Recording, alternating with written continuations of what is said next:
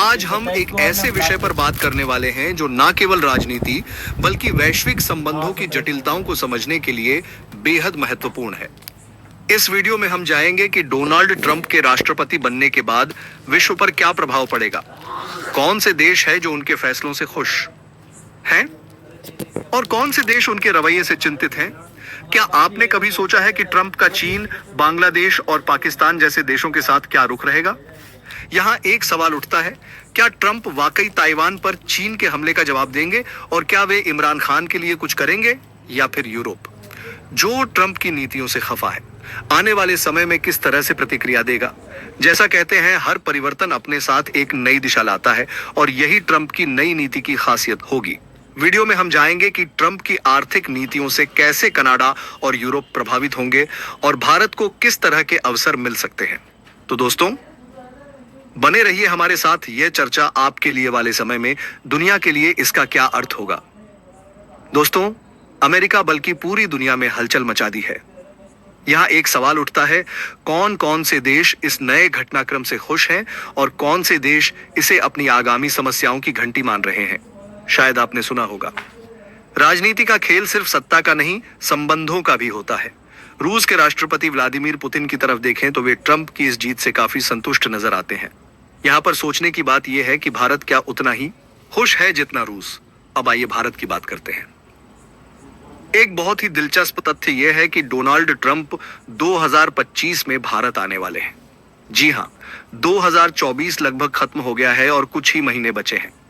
2025 में आप देखेंगे कि डोनाल्ड ट्रंप भारत में कदम रखेंगे। इसका मुख्य कारण यह है कि जो क्वाड समिट 2024 में भारत में होना था, वह बाइडेन प्रशासन की कुछ खामियों की वजह से अमेरिका में शिफ्ट कर दिया गया था। अब जब ट्रंप राष्ट्रपति बन गए हैं, तो यह समिट 2025 में भारत में आयोजित की जाएगी। इसका फायदा यह होगा कि ट्रंप अपने राष्ट्रपति काल के पहले ही वर्ष में भारत आएंगे, जिससे दोनों देशों के रिश्तों की एक मजबूत नींव रखी जा सकेगी। जैसा कहते हैं, पहली मुलाकातें हमेशा यादगार होती है और यह मुलाकात निश्चित रूप से ऐतिहासिक हो सकती है। जब ट्रंप 2025 में भारत आएंगे, तो दोनों देशों के बीच व्यापारिक और सामरिक मुद्दों पर चर्चा की संभावनाओं काफी बढ़ जाएंगी। अब बात करते हैं उन देशों की जो ट्रंप की वापसी से चिंतित है। शायद आपने सोचा होगा कि कुछ देश, खासकर चीन और ईरान, इस घटनाक्रम से क्यों परेशान है। इस नीति के इतिहास पर नजर डालें तो वे अक्सर कठोर कदम उठाने के लिए जाने जाते हैं। यही कारण है कि यह देश आने वाले समय में अमेरिका की नीति से सतर्क रहेंगे। अब अगर आप सोच रहे हैं कि चीन के साथ हमारे रिश्ते सुधर रहे हैं, तो क्या की प्रासंगिकता बनी रहेंगी? यहाँ एक सवाल उठता है, क्या अब भी उतना महत्वपूर्ण है? बिल्कुल, जब तक वास्तविक नियंत्रण रेखा पर चल रहे विवाद पूरी तरह से हल नहीं होते और भारत चीन के बीच एक स्पष्ट अंतरराष्ट्रीय सीमा नहीं बनती, तब तक की अहमियत बनी रहेंगी। इसके अलावा ट्रंप का रुख रूस के प्रति भी अहम है। अगर ट्रंप रूस पर से प्रतिबंध हटाते हैं, तो यह वैश्विक राजनीति में बड़ा बदलाव ला सकता है।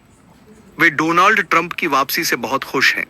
इसका कारण ट्रंप का वह वादा है जिसमें उन्होंने कहा था कि वे यूक्रेन रूस युद्ध को समाप्त कर देंगे। यहाँ एक सवाल उठता है, क्या ट्रंप के इस कदम से वैश्विक स्थिरता आ सकेगी? ट्रंप ने यह भी कहा है कि वे रूस पर लगे अमेरिकी प्रतिबंधों को हटा देंगे। जैसा कहते हैं, शांति के प्रयास छोटे कदमों से ही शुरू होते हैं। रूस पर 20,000 से भी अधिक प्रतिबंध लगे हुए हैं और इन्हीं की वजह से भारत रूस से रक्षा उपकरणों की खरीद नहीं कर पा रहा है। अगर ये प्रतिबंध हटा दिए जाएं, तो यह न केवल रूसी अर्थव्यवस्था के लिए बल्कि भारत के लिए भी फायदेमंद होगा। अगर हम कच्चे तेल की बात करें, तो ट्रंप की नीतियों के तहत तेल की कीमतें काफी कम हो सकती हैं, क्योंकि उनका उद्देश्य अमेरिका में बड़ पैमाने पर कच्चे तेल का उत्पादन करना है।